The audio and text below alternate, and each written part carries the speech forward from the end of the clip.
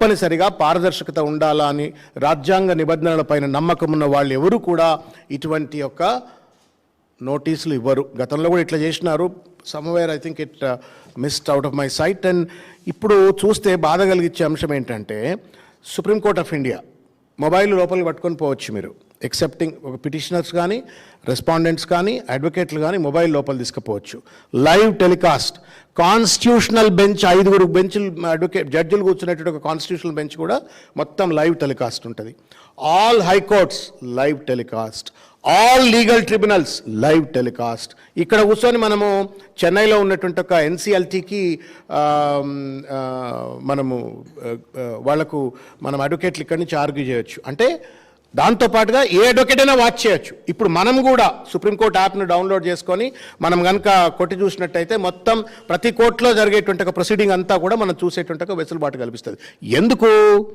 న్యాయం ఇవ్వడమే కాదు, న్యాయం పారదర్శకతగా ఇవ్వాలా, ప్రజలకు అర్థమయ్యేటువంటి ఒక రీతిలో న్యాయం చెప్పాలా అన్నటువంటి ఒక ధర్మసూత్రాలతో అన్ని కోర్టుల్లో అన్ని ట్రిబ్యునళ్లలో ఒక లైవ్ టెలికాస్ట్ ఉంటుంది. ఎవరైనా ఎప్పుడైనా చూసుకునేటువంటి ఒక అవకాశం ఉంటుంది. అందుకే మనం పోతే వెనుక గ్యాలరీ ఉంటుంది హైకోర్టులో, పోయి కూర్చోవచ్చు. అక్కడ మనం అడ్వకేట్ వేసి నల్లకోట వేసుకుంటే ఎవడైనా సరే ముందు కూర్చోవచ్చు. మరి ఏం సీక్రెట్ ప్రొసీడింగ్స్ ఉన్నాయి స్పీకర్ గారి ముందు? ఈ ఎమ్మెల్యేలు, ఇంకొకటి, నేను ఓటర్ని, ఖైరతాబాద్ ఓటర్ని ఫర్ ఎగ్జాంపుల్, దానం నాగేందర్, నేను ఆయన కోటేసిన 2023 ఎన్నికల్లో నేను ఆయన కోటేసిన. నేను ఓటేసిన దానికి భిన్నంగా ఆయన పార్టీని మారిపోయిన తర్వాత ఆయన పైన ఆ పార్టీ మారిన తీరు పైన స్పీకర్ ముందు న్యాయ విచారణ జరుగుతుంటే ఒక ఓటర్గా నేనెందుకు చూడొద్దు? సిటిజన్కి ఎందుకు రైట్ లేదు? నువ్వు అడ్వకేట్లు ఉండొద్దు అంటున్నావు, ఓటరు ఉండొద్దు అంటున్నావు, సిటిజన్స్ ఉండొద్దు అంటున్నావు, కనీసం లైవ్ టెలికాస్ట్ ఉండొద్దు అంటున్నావు. ఇదేమన్నా గూడు పుట్టానా? ఇదేమన్నా ఎవరిని ప్రొటెక్ట్ చేయాలని చెప్పని ప్రభుత్వం వ్యవహరిస్తూ ఉన్నది? ఎవరిని ఆదేశాల మేరకు స్పీకర్ గారు ఇటువంటి పనికిరాని ఆర్డర్ని ఇచ్చినారు? స్పీకర్ గారు అంటే మాకు గౌరవం, but I don't think he's working according to his conscience.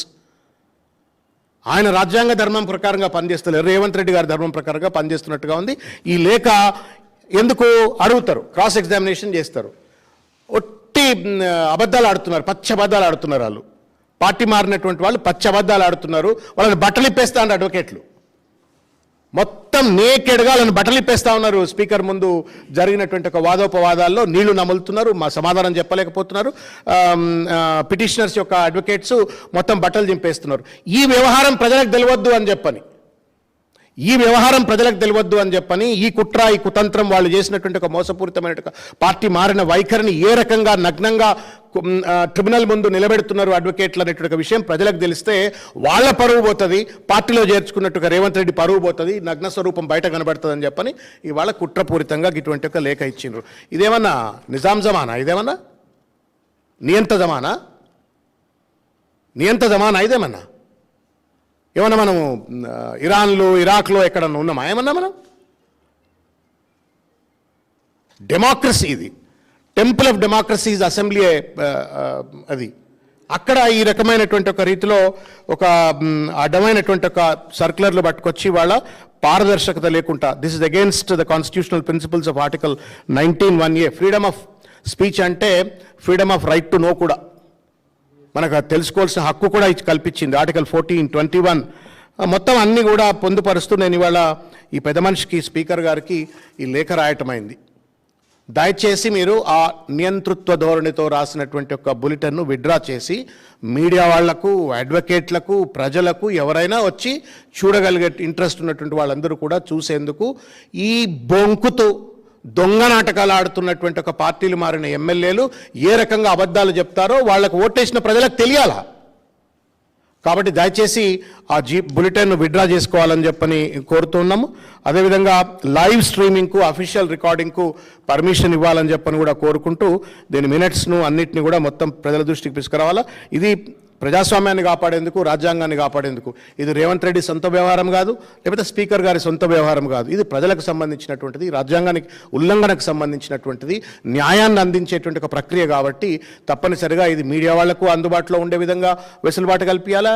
మిగతా న్యాయవాదులు, ఇట్స్ జ్యుడిషియల్ ప్రాసెస్. ఈ జ్యుడిషియల్ ప్రాసెస్ను మిగతా అడ్వకేట్లు అందరూ కూడా చూస్తారు. How justice is executed, how the speaker is defending or arguing, లేకపోతే డిఫెండెంట్ అడ్వకేట్లు ఏం చెప్తున్నారు, పిటిషనర్ అడ్వకేట్లు ఏం చెప్తున్నారు అనేటువంటిది it's an education to the rest of the advocates also. కాబట్టి ఇది మొత్తం తెలియకుండా ఏదో గూడు పుటాని లెక్క దొంగలు దేశాలు పంచుకున్నట్టుగా మా ఇష్టం వచ్చినట్టు మేము చేస్తాం, ఇది మా లోబడి చేస్తాం అనేటువంటి ఒక రీతిలో ఏదైతే చేసినారో దీన్ని తీవ్రంగా ఖండిస్తూ ఈ యొక్క బులెటిన్ 2022ను విత్డ్రా చేసుకోవాలని చెప్పని, అందరికీ పర్మిషన్ ఇవ్వాలని చెప్పని విజ్ఞప్తి చేస్తా ఉన్నాను. రెండవది, ఇంకొక ముఖ్యమైనటువంటి ఒక విషయం మీ దృష్టికి తీసుకొచ్చేది ఏంటంటే, రేవంత్ రెడ్డి గారు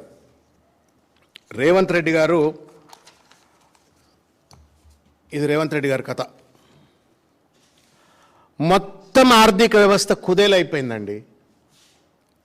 కమాండ్ కంట్రోల్ సెంటర్లో కూర్చొని పొంకనాలు కొడతా ఉన్నాడు, అదే పరిపాలన అనుకుంటా ఉన్నాడు ఆయన. పొద్దున్న లేస్తే కమాండ్ కంట్రోల్ సెంటర్లో కూర్చొని పొంకనాలు కొడుతూ పరిపాలన పైన పట్టు లేకుండా కేవలం కమిషన్ల కోసం, అవినీతి కోసం అర్రులు రాస్తూ మొత్తం రాష్ట్ర ఆర్థిక వ్యవస్థను కుదేలు చేసి పడేస్తూ ఉన్నాడు రేవంత్ రెడ్డి గారు. 10 సంవత్సరాల పరిపాలనలో కేసీఆర్ గారు ఎక్కడో అధోగతిలో ఉన్నటువంటి ఒక తెలంగాణ రాష్ట్రం 2014లో తలసరి ఆదాయంలో కానీ, జిఎస్డిపిలో కానీ, ప్యాడీ ప్రొడక్షన్లో కానీ, ఎలక్ట్రిసిటీ ప్రొడక్షన్లో కానీ, ఇంకా అనేక ఇండికేటర్స్లో ఒక అద్భుతమైనటువంటి ఒక రాష్ట్రంగా భారతదేశం గర్వపడేటువంటి ఒక రీతిలో తెలంగాణ రాష్ట్రాన్ని అభివృద్ధి చేసి రేవంత్ రెడ్డి చేతిలో పెడితే, పిచ్చోన్ చేతిలో రాయి లెక్క ఇవాళ ఈ పరిపాలన కొనసాగిస్తూ మొత్తం ఆర్థికంగా రాష్ట్ర స్థితిగతులను కుదేలు చేసినటువంటి ఒక పరిస్థితి. ఇది దాసోజు శ్రవణో, సతీష్ రెడ్డి గారో, లేకపోతే బీఆర్ఎస్ పార్టీ నాయకులుగా మేము చెప్తున్న మాట కాదు. సాక్షాత్తు కేంద్ర ప్రభుత్వ సంస్థ సిఏజీ చెప్పింది. ఏం చెప్పింది ఒక్కసారి నేను మీడియా ద్వారా ప్రజలందరికీ తెలియజేసేట ప్రయత్నం చేస్తాను.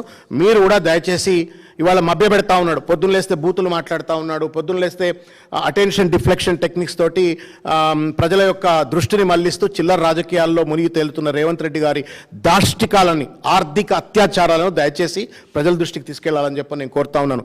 We are in serious crisis.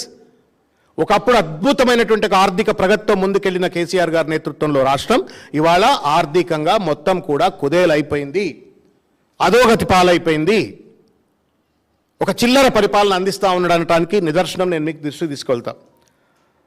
Total revenue receipts 25-26 financial ఇయర్కు పెట్టుకున్నటువంటి బడ్జెట్ ఎస్టిమేట్ ఎంత అంటే 2,29,770 కోట్ల రూపాయలు. This is what estimated budget estimate. 6 నెలల్లో ఎంత రావాలన్నా అంటే 2,30,000 అంటే 1,15,000 కోట్లు రెవెన్యూ రిసిప్ట్స్ రావాలా. వచ్చింది ఎంత అంటే 76,940, సెప్టెంబర్ వరకు 76,940 కోట్లు మాత్రమే. Which means that it is just around 33% మాత్రమే. ఎక్కడైతే 50% సెప్టెంబర్ వరకు రెవెన్యూ రిసిప్ట్స్ రియలైజ్ కావాలో అక్కడ కేవలం 33% రెవెన్యూ రిసిప్ట్స్ మాత్రమే రియలైజ్ అయినాయి. ట్యాక్స్ రెవెన్యూ ఎంత పెట్టుకుంటూ చెప్తా మీకు నేను. 1,75,319 కోట్ల రూపాయల ట్యాక్స్ రెవెన్యూ బడ్జెట్ ఎస్టిమేట్లు 25-26కు బడ్జెట్లో బట్టి విక్రమార్క పెట్టుకుంటే, వీళ్ళంతా సాగదీసి మొత్తం అంత ఘనమైన పరిపాలన అందిస్తే వీళ్ళకు వచ్చింది కేవలం 71,836 కోట్లు మాత్రమే. విచ్ కాన్స్టిట్యూట్స్ ఓన్లీ 40%, 40% మాత్రమే.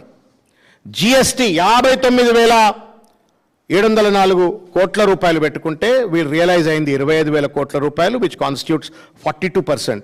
ఇకపోతే stamps and registrations, real estate booming sector KCR గారి పరిపాలనలో దాని చుట్టూ ఉన్న దాని మీద ఆధారపడ్డటువంటి ఒక బిల్డర్లు కావచ్చు, లేకపోతే